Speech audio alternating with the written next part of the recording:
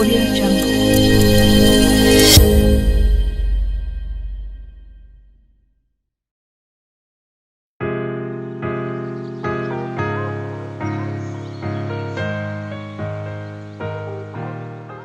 السلام علیکم دوستو، آج ہم آپ کو جنوبی پنجاب کی سوغات یعنی آم کے بارے میں بتائیں گے۔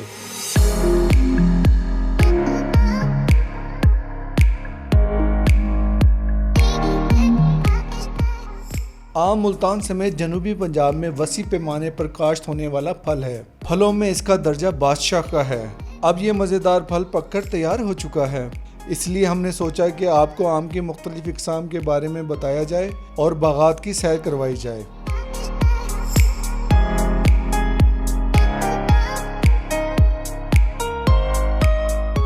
محنت کشوں کی جانب سے آم کو اتارنے اور ٹوکری میں پیک کرتے دکھایا جائے۔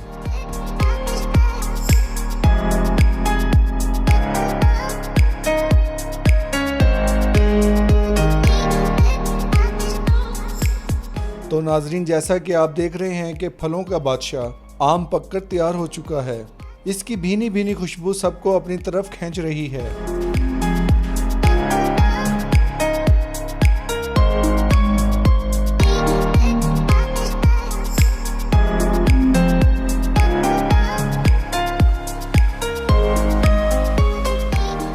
آم کی ہر دل عزیز ورائٹی چونسا، انور اٹول اور دوسہری مارکیٹ میں آ چکی ہے، تبھی تو ہر طرف آپ کو آم کے سٹال بھی سجے دکھائی دے رہے ہوں گے۔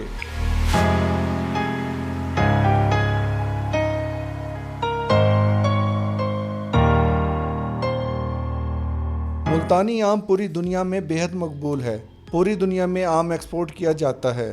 ہمارے ملک سے ہر سال 1 لاکھ ٹن سے زیادہ آم دوسرے ممالک کو بھجوا کر خاطر خواہ زر مبادلہ بھی کمایا جاتا ہے۔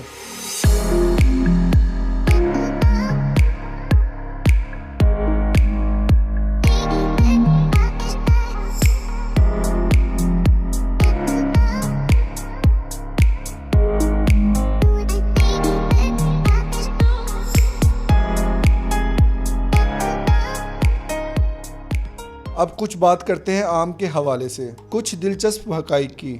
تو ناظرین، کیا آپ جانتے ہیں کہ آم کی قسم لنگڑا کا نام کس لیے لنگڑا پڑا؟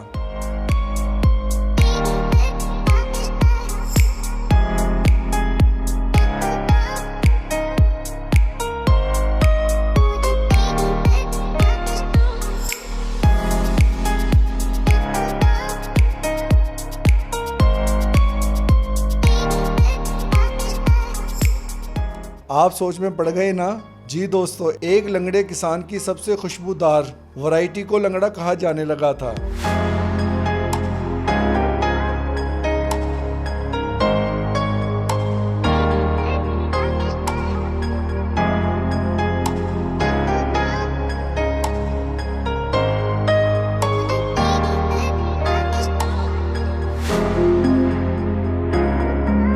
اسی طرح انور اٹول بھارتی کسان انوار الحق کے نام کی مناسبت سے انور اٹول کہلاتا ہے۔